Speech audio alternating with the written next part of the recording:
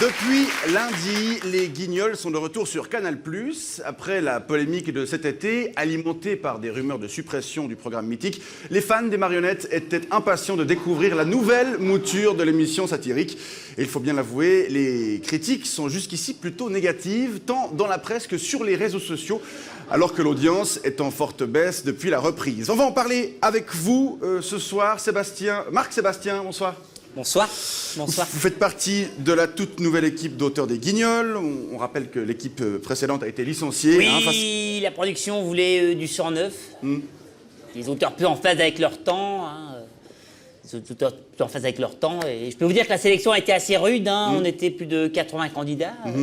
Octante, comme on dit chez vous. Ouais. Alors, je vous avoue que je n'avais entendu parler d'aucune des 4 personnes qui composent la nouvelle équipe. Ah bon? Vous-même, c'est quoi votre pédigré? Mon quoi?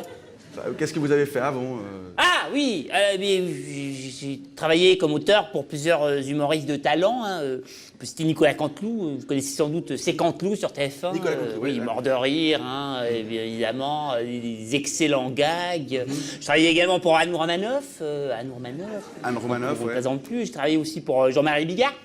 Oui, Jean-Marie Bigard. Jean-Marie Bigard. Jean-Marie Bigard, ouais. Jean-Marie Bigard.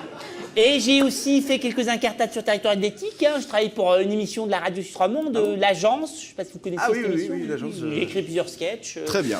D'accord. À mourir de rire. Et alors, quel bilan vous tirez après une semaine d'émission? Ah, un bilan très positif, excellent, un excellent bilan. Je ne sais pas si vous avez remarqué, on a un petit peu changé la ligne. On est davantage orienté sur, la pop culture, le web, le sport. Voilà, et beaucoup moins sur la politique française. Oui, parce que la politique, c'est chiant. Ouais. Non, les gens, ça les intéresse plus la politique. Ouais. Non, c'est beaucoup plus amusant de faire des sketchs sur les people. D'ailleurs, je sais pas si vous avez remarqué ou si vous avez vu plutôt, c'est plus adéquat de dire si vous avez vu plutôt que remarqué, puisqu'on regarde un sketch plus qu'on le remarque. Oui, on peut remarquer un sketch aussi, mais c'est pas très important. Oui. Donc, si vous avez vu, on a fait un sketch sur Kim Kardashian. Ah oui, j'ai vu. Ouais. Cette semaine, oui. Alors là, vraiment. Donc on met en scène Kim Kardashian, donc dans son intérieur, et qu'est-ce qu'on observe, c'est qu'elle a plus d'attention pour son smartphone que pour son bébé.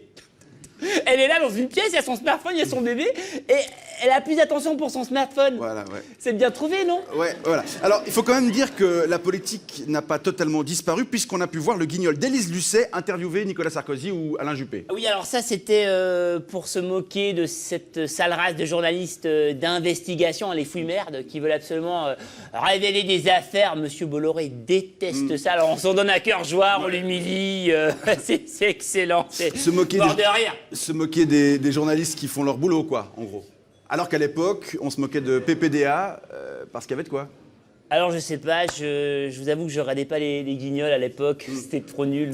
Et franchement, à part ça, vraiment entre nous, vous avez des bons retours de cette première semaine d'émission? Alors, étonnamment, j'en ai assez peu. Je dois vous avouer, j'en ai assez peu. Il y a ma mère qui a regardé, oui, et je lui ai demandé, attends, elle a pensé quoi? Elle m'a dit, je t'aime, mon fils. Je dis, bah...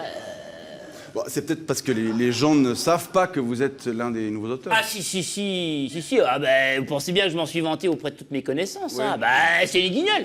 C'est les Guignols. Ouais. J'imagine que vous aussi, vous vous vantez auprès de toutes vos connaissances de présenter ce talk en prime. Oui, quand on fait de la télé, on se vante. Ouais. Bien sûr, mais c'est aussi peut-être parce que les gens sont gênés de vous dire en face ce qu'ils pensent de votre travail, non? Gênés? Ouais. Gênés de quoi? D'avoir éclaté de rire en regardant le sketch qu'on a fait sur Ménès et Zemmour, vous l'avez vu là?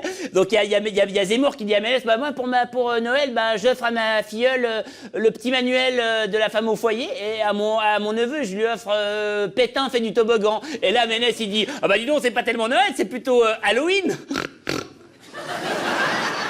Ça vous fait pas marrer?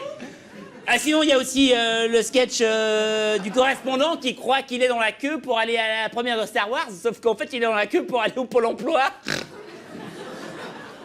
Ça vous fait pas marrer? Ou alors Johnny qui est devant la machine à café qui dit, bah, à queue, bah, je veux pas un macchiato, à queue, je veux 30 € en billet de vin. Voilà, donc on espère que les vacances qui se profilent et les 17 millions d'euros de budget annuel de l'émission vous permettront de trouver un peu d'inspiration.